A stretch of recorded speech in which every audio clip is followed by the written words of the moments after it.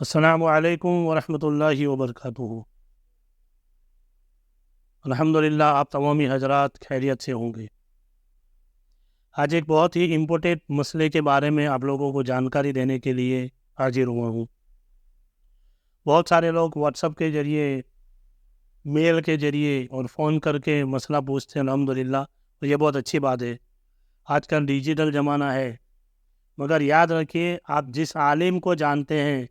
یا آپ جس عالم کے پاس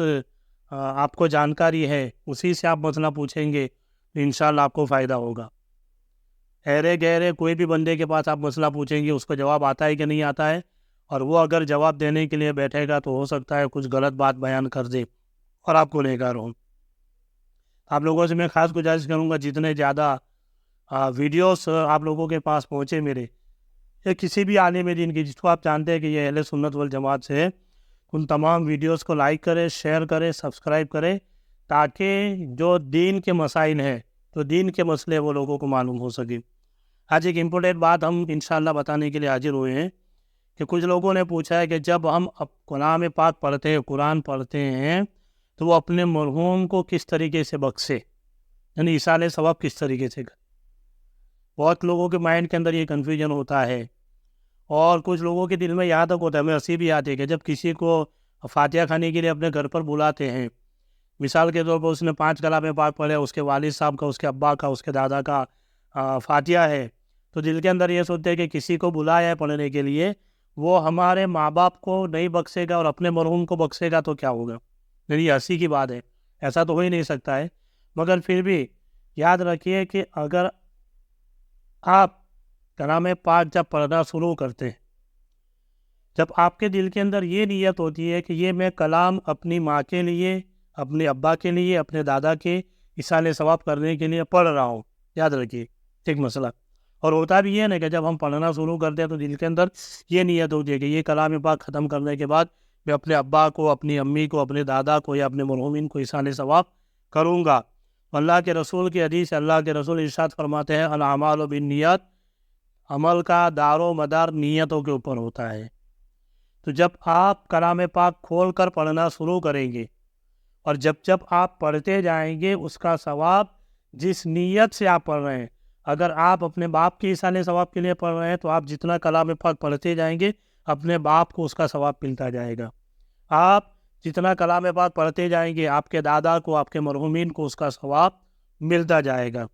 دوسری بات کہ پہلے سے اگر کسی نے کلام پاک پڑھ کے رکھا ہے، کوئی نیت نہیں کہ رمضان کا مہینہ آیا، کسی نے 10 کلام پاک پڑھے، کسی نے 5 کلام پاک پڑھے، اور رمضان کے مقدس مہینے کے بعد اس کے والد کا فاتحہ خوانی ہوتی ہے یا اس کو ایصال ثواب کرنا ہے،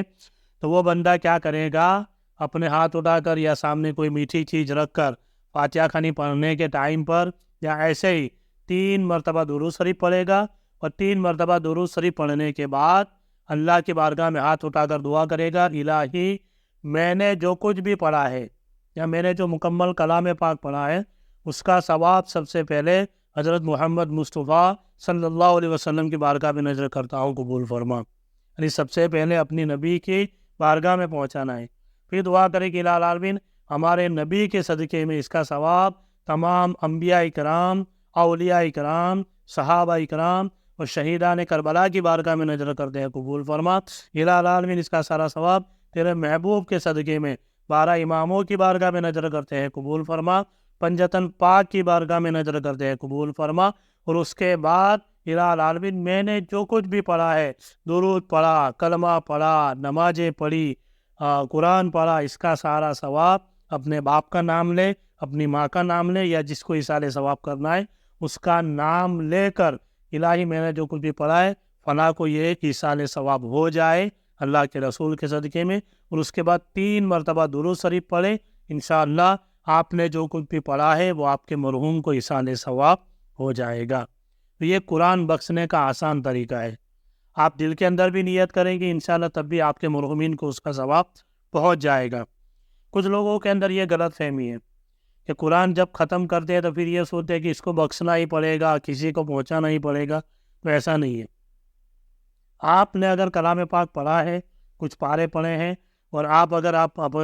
اپنے مرحومین کو پہنچانا چاہتے ہیں تو کوئی ٹینشن کی بات نہیں ہے، اور اگر آپ ایصال ثواب نہیں کریں گے